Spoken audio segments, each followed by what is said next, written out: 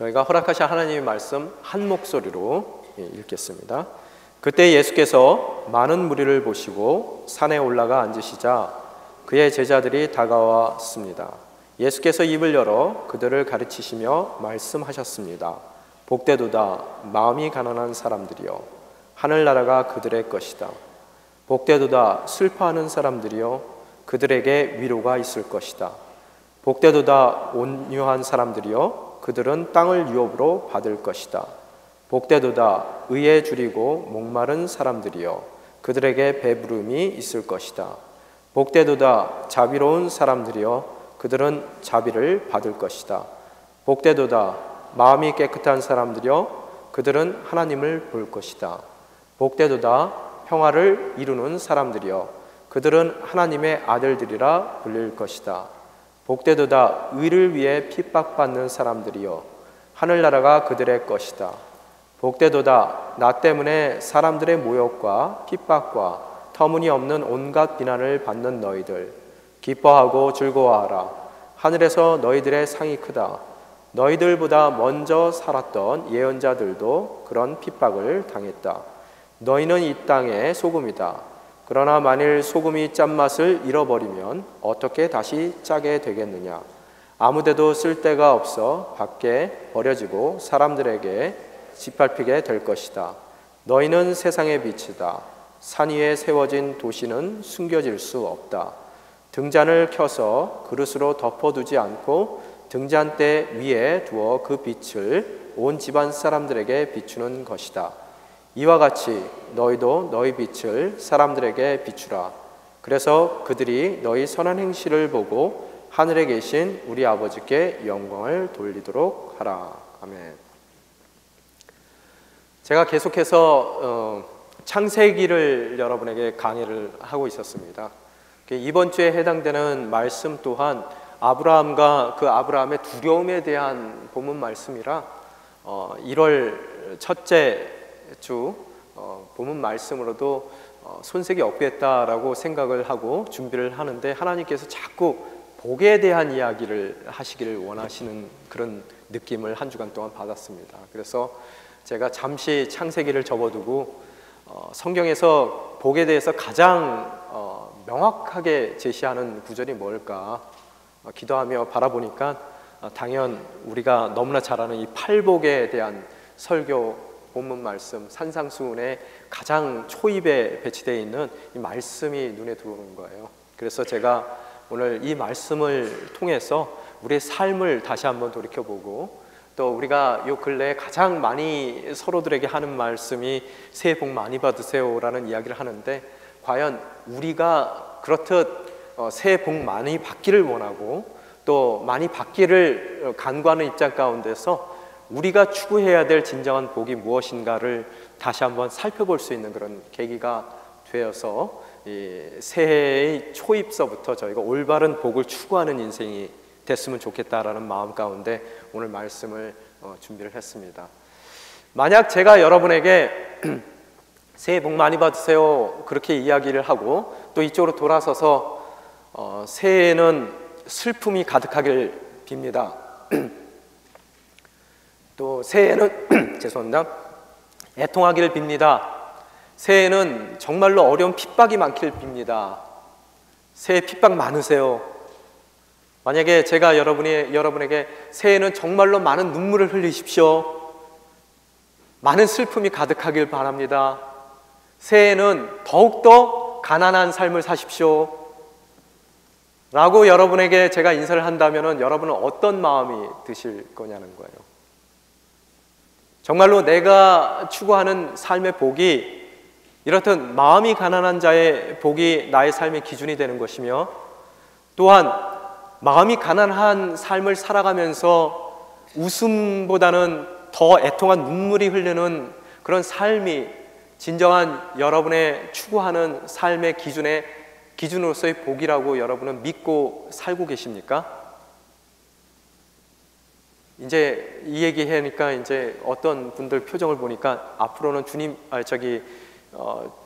제발 목사님 앞에서 얼쩡거리지 않게 해주세요라고 얘기하시는 분들이 있으신 것 같아요. 목사님하고 눈 마주치면은 분명히 새해 복 많이 받으라 그러면서 나한테 눈물 많으라고 분명히 얘기할 거고, 애통하라고, 또 마음이 가난하라고, 핍박받으라고 얘기할 것 같은데 저분을 좀 피해 다녀야 되겠다라는 생각을 가지시는 분들도 아마 있을 것입니다. 이 팔복이라는 것에 대해서는 여러 가지 다른 관점들이 있어요. 이것이 구원받기 위한 조건이 아니라는 것에 대해서는 모든 분들이 다 동의를 하시는 것 같아요. 그러면은 과연 팔복의 그 의미가 도대체 뭔가? 그 의미는 예수 믿은 우리들이, 구원받은 우리들이 이 땅 가운데서 구원받은 자로서의 삶을 살아낼 때, 이미 시작된, 다른 말로 하면은 이미 시작된 하나님의 나라에 속한 하나님의 나라의 백성으로서 이 땅 가운데 살아갈 때, 우리가 삶의 기준으로 삼을, 또 지침으로 삼게 될 그런 가치관이 무엇인지를, 또 윤리관이 무엇인지를, 또 우리에게 가장 중요한 그런 이 다림줄로서의 삶의 기준이 무엇인지를 제시하는 그런 말씀이라는 것에 대해서는 그 어떤 누구도 부인하는 사람이 없을 것입니다. 다 동의하고 있을 거예요. 오늘 이 이야기의 정확한 그 배경을, 여러분이 정확한 그 주님의 의도를 알기 위해서는 좀 배경을 여러분이 살펴볼 필요가 있거든요. 그 배경이 뭐냐 하면은 예수님께서 4장에 보면은 커다란 두 가지의 예수님의 사건이 일어나죠. 첫 번째 사건이 예수님께서 세례를 받는 그런 사건입니다. 세례를 받을 때 하늘에서 비둘기와 같은 것이 내려와서 예수님 머리에 임하게 되는 것이고, 하늘 위에서 하나님의 사랑하는 아들이라는 그런 하나님의 공포가 있는 것이고, 선포가 있는 것이고, 또 요한복음에서 그때의 장면을 바라보게 되면은 하나님의 어린 양이 세상의 모든 짐을 지시기 위해서 이 땅 가운데 오셨다라는 그런 세례 요한의 간증이 있게 되더라는 거예요. 그것을 통해서 예수님의 공생애의 시작과, 또 예수님이 이 땅 가운데서 공생애로 삶을 사시는 그분의 궁극적인 목적이 무엇인지에 대한 선포가 이루어지는 모습을 우리들이 바라볼 수가 있습니다. 그래서 예수님의 공적인 삶의 시작이 바로 그분의 세례를 통해서 일어나는 것이고, 또한 그 세례 직후에 일어나는 것이 성령의 이끌리심을 받아서 40일 동안 광야에서 시험당하시는 예수님의 모습을 바라볼 수가 있어요. 그 시험당하는 모습을 통해서 예수님께서 이 땅 가운데 부름받은 십자가를 지시는 예수님으로서, 또 어린 양으로서 모든 세상의 짐을 짊어매시는 예수님의 사역 가운데에서 예수님이 어떠한 사역으로, 그분께서 어떠한 그 방법으로 그 사역을 이루어 갈지에 대한 그 방법론이 결정되는 것이 바로 광야의 40일의 이 시험이라는 것을 우리는 바라볼 수 있어요. 그래서 한마디로 줄이면은 예수님께서 떡을 돌되게 하라는 사탄의 그 요구를, 그런 마술적인 요구를 예수님께서 거부하시고, 그분께서는 말씀으로 거부하시는 모습 가운데서 본인의 모든 사역은 말씀 가운데 근거하고 말씀으로, 그 말씀의 방법을 통해서 이루어 가신다는 그분의 결단을 우리가 바라볼 수 있는 것이고, 또한 높은 곳에서 뛰어내리라는 그런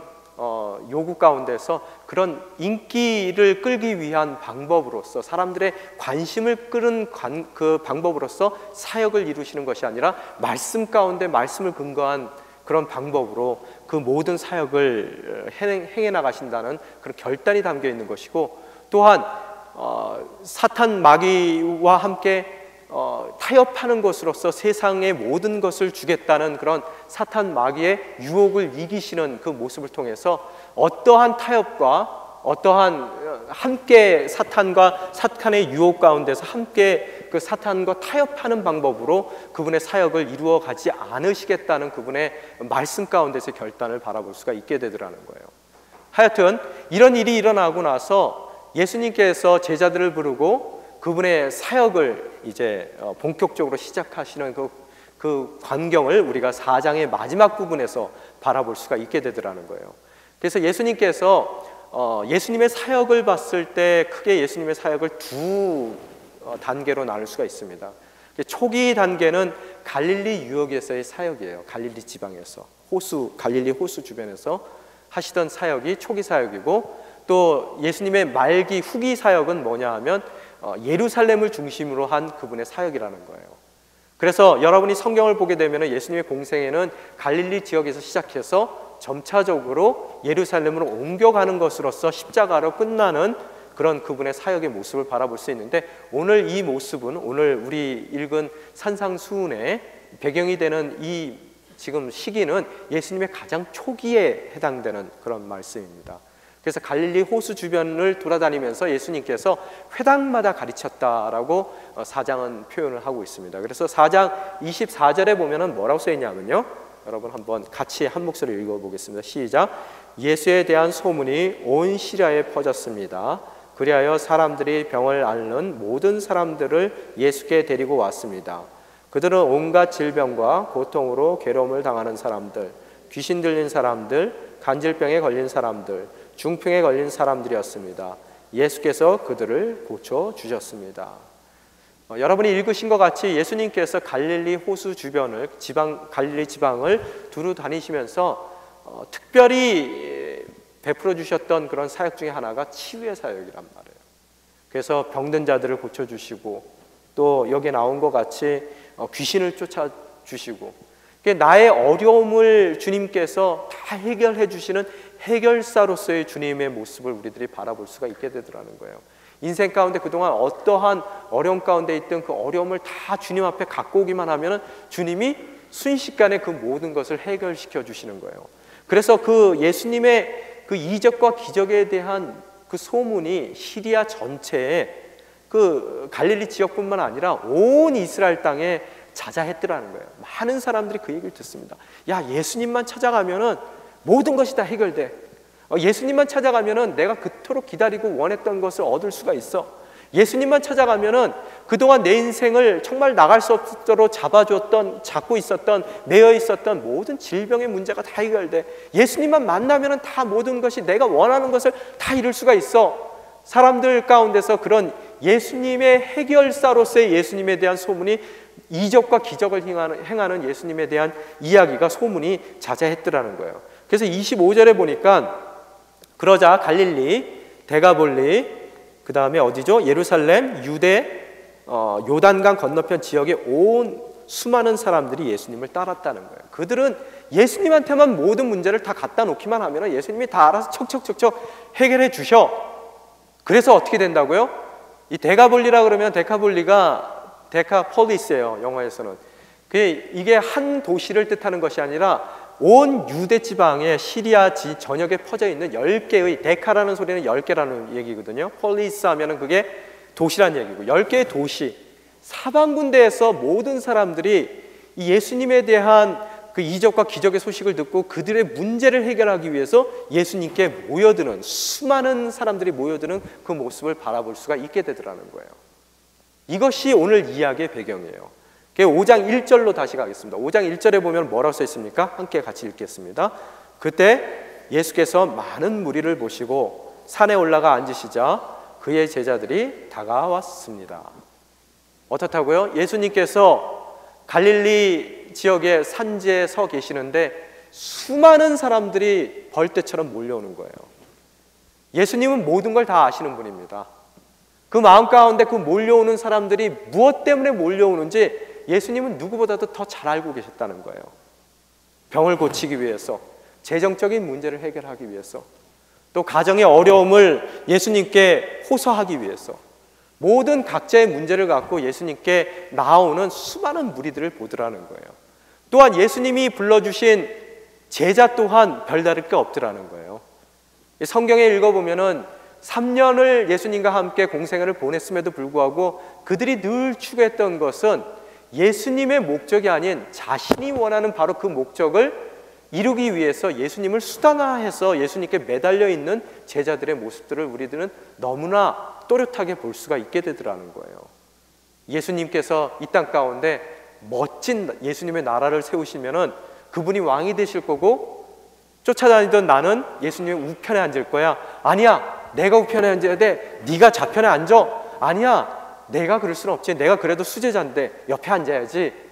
서로 자신들이 원하는 것을 얻어내기 위한, 또 자신들이 갖고 있는 그런 어려움과 힘듦과 또 과거의 상처들, 그 모든 것을 다 떼어내버리기 위해서 예수님께 구름대처럼 달려들고 나오는 그런 많은 무리들을 예수님이 또 제자들을 바라보셨다는 거예요. 그 마음 가운데 어떠한 생각이 있었을까?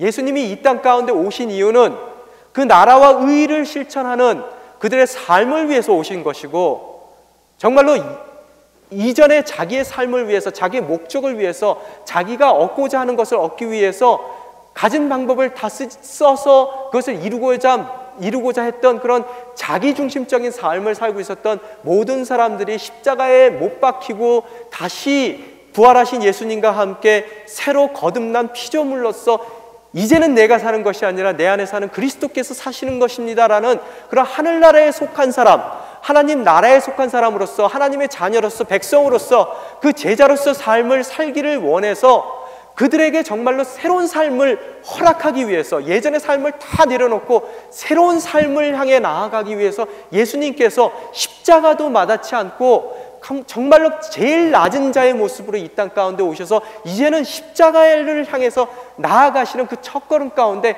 그들이 정말로 예수님 앞에 수만 명들이, 수천 명들이 몰려드는 그들을 바라봤을 때 그들 마음 가운데 아직까지 옛것을 버리고 싶은 전혀 다른 그런 생각이 없이 예수님을 통해서 내가 그동안 추구했던 그 모든 것을 이루고야 말겠다는 그런 옛사람의 모습으로 달려오는 그들, 또 옛사람이 추구했던 그런 가장 귀한 것을 아직도 귀한 것으로 받아들이려는 그런 자기 자신의 변화 없이 예수님 앞에 나오는 수많은 무리들을 바라보며 과연 예수님께서는 어떠한 마음을 가지셨을까 여러분이 한번 생각해 보셔야 된다는 거예요. 왜? 지금 저와 여러분이 이 자리에 앉아 있는 것, 이 예배 자리가 곧 그 당시에 있었던 수많은 무리들이 또 예수님의 제자가 자기 것을 얻기 위해서, 자기 목적을 취하기 위해서, 또 옛사람의 욕심을 채우기 위해서 아직까지 이 자리에 나와 있다면 저희는 2000년 전에 그 무리와 전혀 다를 것이 없는 그런 정말로 이 거듭날 수 있는 그런 기회조차도 가장 귀한 것을 이미 허락하셨는데도 그 귀한 것을 바라보지 못하는 그런 어리석음으로 이 자리에 앉아 있을 수가 있게 되더라는 거예요. 여러분 인생 가운데 단연코 믿음 가운데 선포하는 건데 여러분은 이미 너무나 많은 주님의 복을 받으신 분들입니다. 오늘 성경은 뭐라 그래요? 마음이 가난한 자가 복이래요. 그런데 여러분 삶은 어떻습니까? 그 마음이 가난한 것을 좀 어떻게 하든 털어내 보려고 예수님 앞에 달려오는 그런 무리는 아니냐는 거예요. 주님, 이게 내 삶 가운데서 너무너무 힘들어요. 이것 때문에 당신께 맨날 눈물 흘리며 기도하지 않습니까? 그런데 정작 예수님께 달려오는 여러분의 발걸음은 어떻다고요? 그 예수님께 매달릴 수밖에 없고 하나님만을 바라볼 수밖에 없는 그런 눈물 흘릴 수밖에 없는 마음이 가난한 그 환경을 털어내기 위해서 예수님께 나오는 우리의 모습을 발견할 수밖에 없게 되더라는 거예요. 그 안타까운 가운데서 예수님께서 그렇듯 변함없이 이전에 추구했던 그것을 예수님을 수단화해서 자신의 목적을 이루고자 하는 그런 옛사람의 그 복에 대한 잣대를 갖고 그 복을 받기 위해서 나오는 이들에게 오늘 예수님을 통해 거듭난 자들이 어떠한 복의 개념을 갖고 어떠한 것을 그들 인생 가운데 추구해야 될지를 정말로 주님께서 전면 배치해서 팔복의 말씀을 통해서 우리에게 다시 한번 말씀해 주시더라는 거예요.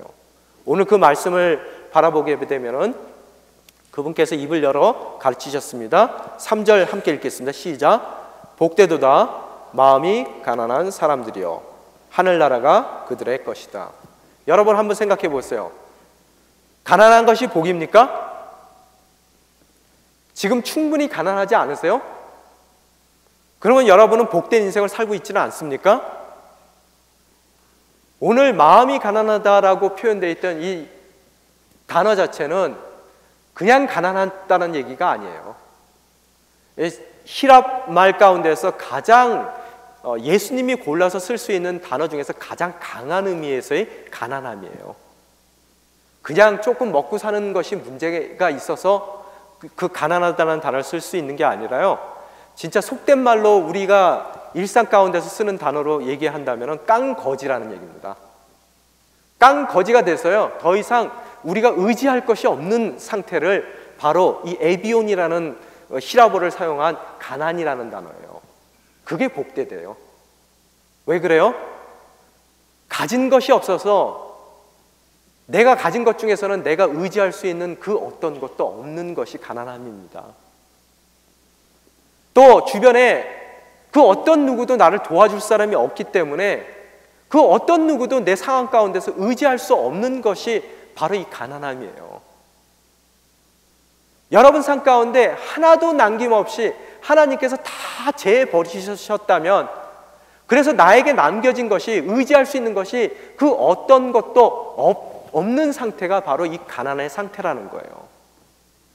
많은 무리들은 그 가난한 상태 가운데서 그 가난함에서 자유롭고 싶어서 그 가난함을 털어내기 위해서 지금 예수님께 나아오지만, 예수님께서는 그렇게 가진 것이 없어서 의지할 수 있는 그 어떤 것도 없는 상태, 또 그 어떤 누구도 나를 도와줄 수 있는 주변에 사람이 없기 때문에 그 어떤 누구도 예수님 외에는, 하나님 외에는 내가 바라볼 수 없는 상황 가운데 있는 나의 삶이 가장 복된 삶이라는 것을 오늘 이 팔복의 첫 번째의 그 멘트를 통해서 우리에게 다시 한번 말씀해 주고 계시더라는 거예요.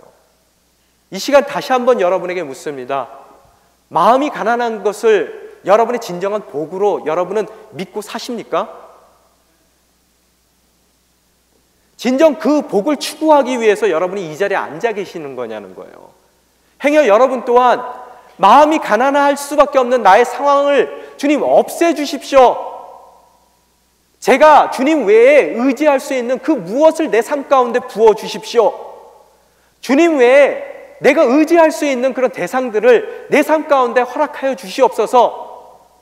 또 건강하기 때문에 내 자신을 의지할 수밖에 없는 그런 건강한 삶을, 그래서 주님 없이도 살 수 있는 그 인생을 왜 내가 못 갔습니까? 그런 삶을 주십시오. 그 요구하는 마음으로 여러분이 지금 이 자리에 와 앉아 계신 것은 아닌지 여러분이 자문해 보셔야 된다는 거예요. 오늘 그런 마음 가운데 다가온 무리들과 제자들에게 마음이 가난한 자가 제일 으뜸되는 복이고, 또 그런 마음이 가난할 수밖에 없는 상황 가운데서 눈물을 흘리며 하나님을 바라보는 자가 가장 복된 자이라는 것을 우리가 추구해야 될 복의 기준임을, 첫 번째 우리가 꼽아야 될 우리 삶 가운데서의 복의 기준임을 오늘 말씀하고 계시더라는 거예요. 두 번째 무슨 복을 말씀하십니까? 복되도다 슬퍼하는 사람들이여 그들에게 위로가 있을 것이다. 성경은 여러분이 마음이 가난한 그 모습 자체를 쉽다고 얘기하지는 않습니다. 마음이 가난하기 때문에 너무 힘들어서 눈물을 흘릴 수밖에 없어요. 애통할 수밖에 없습니다. 그 애통하는 삶 가운데 여러분이 잊지 마셔야 될 게, 그 애통하는 삶 때문에, 가난한 삶 때문에 눈물은 내가 애통하며 정말로 간장을 태우며 창자가 끊어질 것 같은 슬픔 가운데서 울 수밖에 없지만, 그 울음을 닦아주시는 주님을 만날 수 있기에 그 애통함 또한 뭐라고요? 여러분 삶 가운데 귀한 복이라는 거예요. 나 자신의 애통함도 복이지만 또한 여러분이 주변에 아직까지도 세상적인, 교회를 다니면서 예수님을 믿는다 하지만 세상적인 복에 갇혀서 아직까지 무리로서 주님 앞에 나오는 그들의 변화되지 못한 삶을 들여다보며 정말 그들을 위해서 애통한 눈물을 흘린다면, 이웃을 위한, 형제를 위한, 자매를 위한 눈물을 흘린다면 주님께서 여러분의 그 눈물을 닦아주시고 위로하시는 그 약속을 꼭 이루어 주신다는 거예요.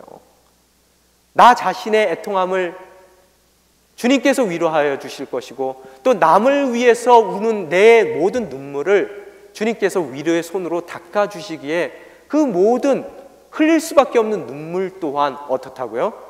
복이라는 것을 주님께서 말씀하고 계시더라는 거예요. 누구에게요? 무리에게. 그것을 털어내고 싶은, 예수님을 통해서 그 모든 것을 없게 하고 싶은 그 사람들에게 주님께서 말씀하고 계시려는 거예요. 그 다음에 5절에 보면 뭐라고 써 있습니까? 복되도다 온유한 사람들이여 그들은 땅을 유업으로 받을 것이다. 보통 우리가 생각해요. 아, 이거 예수 믿으면 너무 손해보는 거 아닌가? 오른밤 맞으면 왼밤 내밀려고 그러고, 뭐 걷어달라 그러면 속옷까지 내줘야 되고, 이러다가 난 맨날 뺏겨서 손해보고 어떻게 이 험한 세상을 살아갈까? 여러분, 세상은 어떻게 생각해요? 양육강식, 적자생존, 강한 자가 살아남는다라고 이야기를 합니다. 이렇듯 험한 세상 가운데서 다 내주고 나한테 남을 게 뭐가 있지? 너무 유약하게 사는 거, 이거 잘못 사는 거 아닐까? 오늘 그런 유약하고 다 내주는 것 같은 그런 온유한 자의 삶이 복되다라고 이야기하고 있는 거예요. 여러분, 세상을 바라보면 어떻습니까? 정말로 강한 자들이 살아남아요? 여러분, 자연의 세계를 보더라도 멸종 위기에 있는 동물들 다 뭡니까? 토끼가 멸종 위기입니까? 사슴이 멸종 위기예요?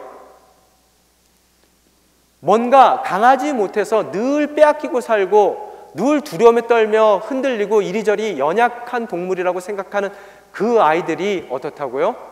온 지면을 채우는 바로 그 온유한 짐승들이에요. 여러분, 결단코 여러분이 양보하는 것으로서 또 주님의 제자로서 모든 것을 정말로 주님이 원하시는 대로 남들을 위한 그런 헌신적인 삶을 사는 것으로서 나의 모든 것을 뺏기는 것 같은 그런 느낌이 든다 하더라도 여러분의 그런 온유한 삶이 잘못된 삶이 아니라 진정으로 하나님께서 원하시는 복된 삶이라는 것을 여러분이 다시 한번 깨우치셔야 된다는 거예요. 왜? 그런 우리가 이 땅을 가득 채우게 될 그런 하나님의 복을 받는 대상이라는 것을 여러분이 잊어서는 안 된다는 것입니다. 또한 오늘 6절에 보면 의에 줄이고 목마른 사람들에 대한 복이 있습니다. 왜 하필이면 줄이고 목마르다라고 얘기를 했을까? 의에.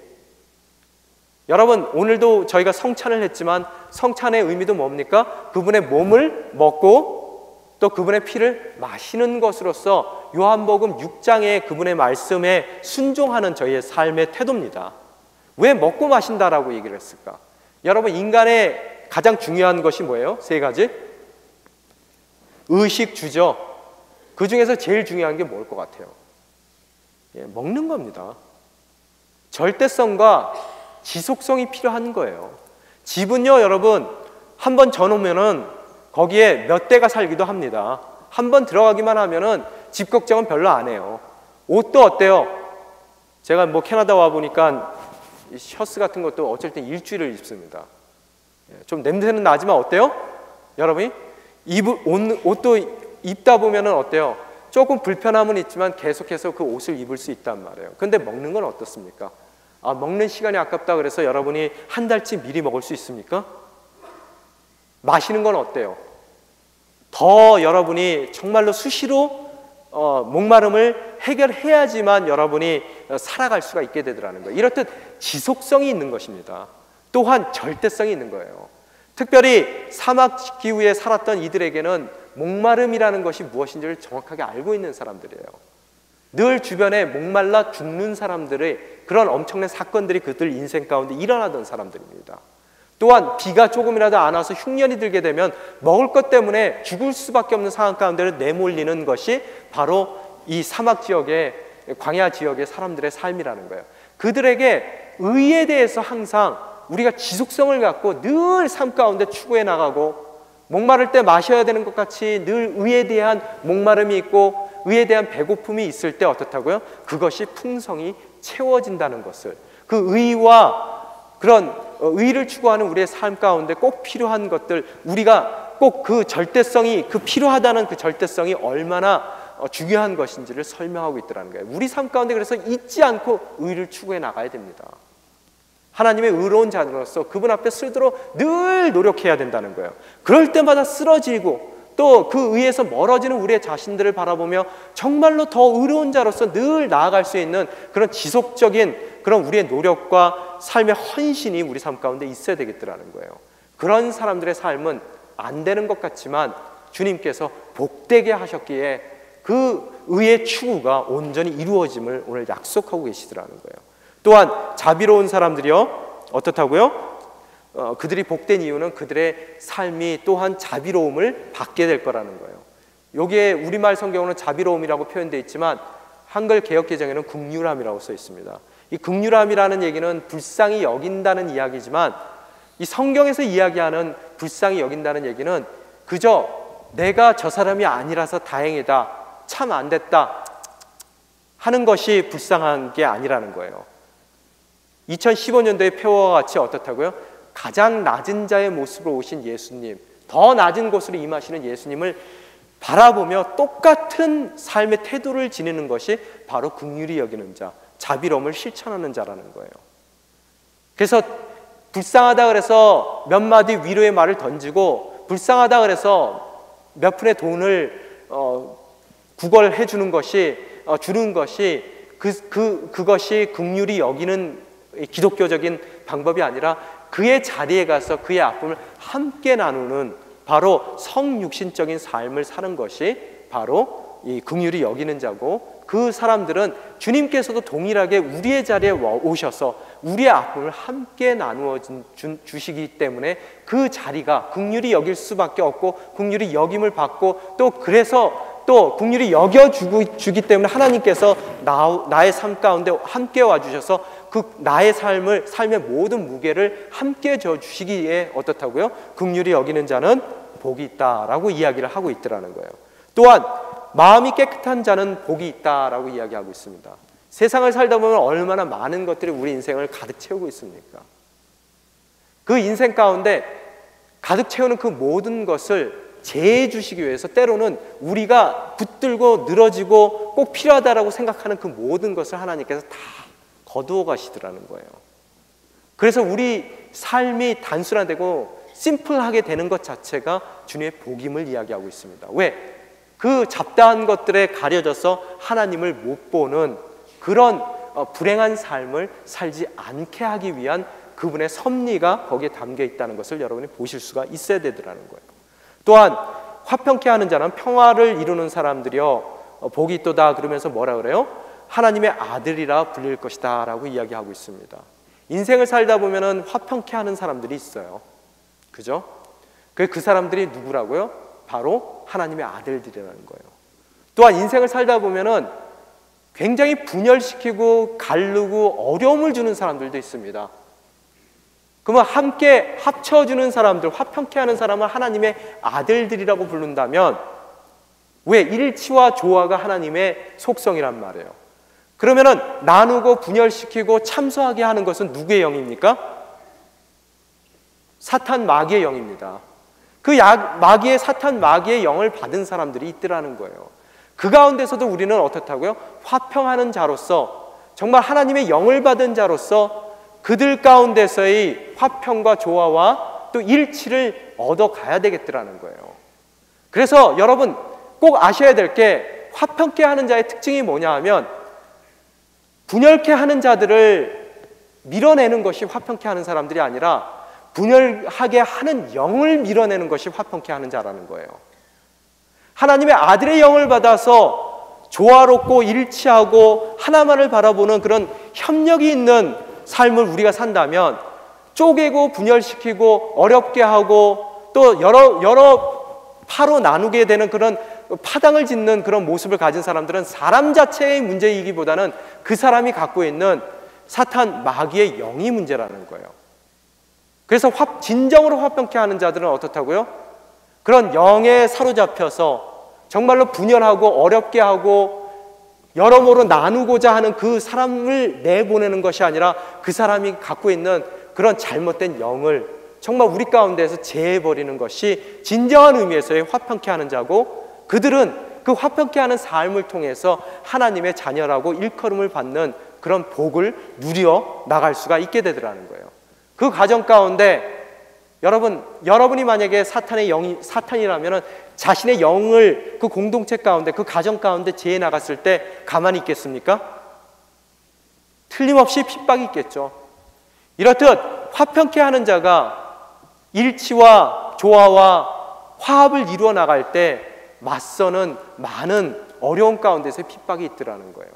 그 핍박은 주님을 위해 받는 핍박입니다. 온전한 우리의 복을 추구하는 가장 멋진 선이 될 수 있는 그런 복이라는 거예요. 그 어떠한 화평케 하는 그런 어려운 가운데서도 여러분이 만약의 경우 화평케 하는 여러분의 삶을 통해서 그걸로 인해서 핍박을 받는다면 그 사람을 더욱 사랑하고 또 그 사람을 더 품는 것으로서 진정으로 그 사람을 좌우하고 있는 그런 분열의 영을 없애는 것으로서 화합하는 자, 그 핍박을 통해서도 예수님의 시작하신 그 하나님의 나라를 이루어가는 복된 삶으로서 정말 그 진정한 고차원적인 하나님이 원하시는 풍성한 하늘나라의 복을 누려가며 사시는 저와 여러분이 되시기를 주님의 이름으로 축원합니다. 이 시간 우리 함께 기도하며 나아가길 원합니다. 주님, 너무나 많은 복을 우리 삶 가운데 이미 허락하여 주셨습니다. 우리의 마음 가운데 이미 우리가 하나님밖에 바라볼 수밖에 없는 많은 상황들이 있습니다. 재정의 문제가 정말 그 어떤 것도 나의 소유를 의지할 수 없는 상황 가운데 제가 이미 처해 있습니다. 때로는 육신이 약해서 그 질병과 병막 가운데에서 그 아픔의 침상 가운데서 주님만 바라볼 수밖에 없는 어려운 처지에 있는 이미 마음이 가난한 복을 누리고 있음을 저희들이 깨닫습니다. 주님, 저희가 때로는 오늘 말씀 가운데 나오는 무리와 같이 이미 주님께서 허락하시는 풍성한 사랑을 또 주님께서 허락하신 그 복을 저희들이 없애기 위해서 저희들이 정말 주님 앞에 나아가는 그런 무리와 같은 모습을 보일 때도 있습니다. 이 시간 간구하건대 이미 받은 주님의 사랑을 또 주님의 복을 저희들이 바라볼 수 있는 영적인 눈을 허락하여 주시옵소서. 때로는 저희 인생 가운데 애통한 눈물을 흘릴 수밖에 없습니다. 그 눈물이 가장 값진 것이고 주님께서 허락하신 복의 기준임을 저희들이 깨닫습니다. 위로할 수 있는, 위로해 주시는 모든 당신의 손길 가운데서 치유될 수 있는 그날을 바라본다면 오늘 흘리는 그 눈물이 그런 치유의 손길을 더하시는 주님을 만나는 통로임을 저희들이 깨닫습니다. 그 애통함까지도 감사할 수 있는, 더 나아가서 온유한 삶을 진정으로 복으로 받아들일 수 있고 또 의를 추구하는 삶이 되고 또 자비로움을 베풀 수 있고 마음이 깨끗하고 또 주님께서 말씀하신 화평케 하는 자로서 어떠한 핍박 가운데서도 그 핍박조차도 주님께서 허락하시는 복임을 깨닫고 흔들리지 않고 허락하신 그 복을 누려나갈 수 있는 천국에 속한 당신의 백성들이 될 수 있게 도와주시옵소서. 이 주어진 새해를 그런 복으로 주님께서 채워주실 때 그 복을 복으로 받아들이며 그 복을 누려나갈 수 있는 성숙한 당신의 자녀들이 될 수 있게 도와주시옵소서. 이 시간 한 목소리로 기도하며 나아가겠습니다.